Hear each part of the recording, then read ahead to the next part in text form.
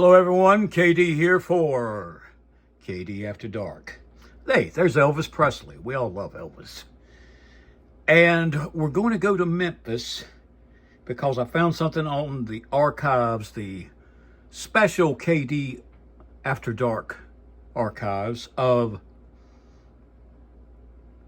Beale Street and hamburgers. When you think, well, KD, that's real interesting, hamburgers. Well, you've never heard of Dyer's. So basically what I want you to remember is Dyer's has been frying burgers since 1912 in an old iron skillet, and they never changed the grease. So in other words, there are molecules of grease in that frying pan from 1912. And then the objection will be heard, maybe from several people, oh my God, you're going to eat those grease bombs? And the answer says, well, why wouldn't I eat those grease bombs? Hell, I just wish they had one in Cliffside. So let's check out Dyer's Burgers in Memphis, Tennessee.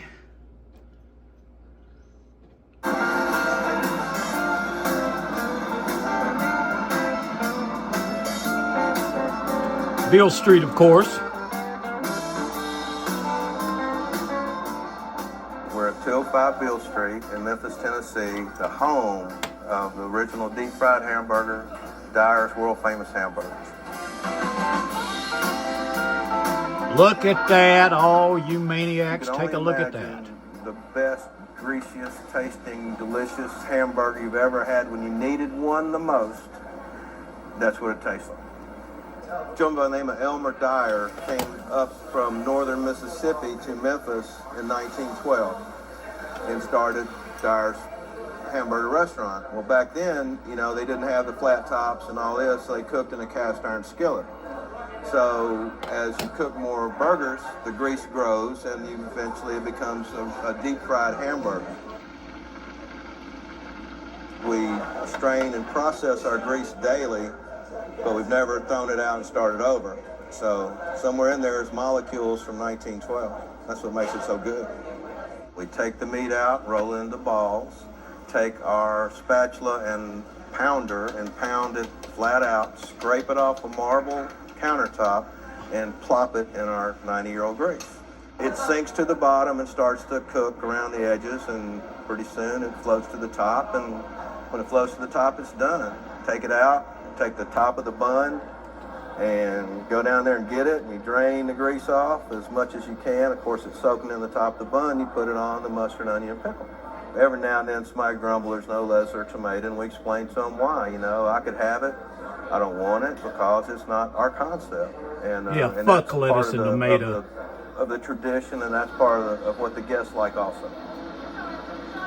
Look An average at day that. at Dyer's on Beale, we Look at probably that. prepare, oh gosh, 300, 400, 500 hamburgers because we sell a lot of the double and triples. You may be getting one burger to your table, but it might have up to 3 patties on it. So it's a lot of hamburger meat.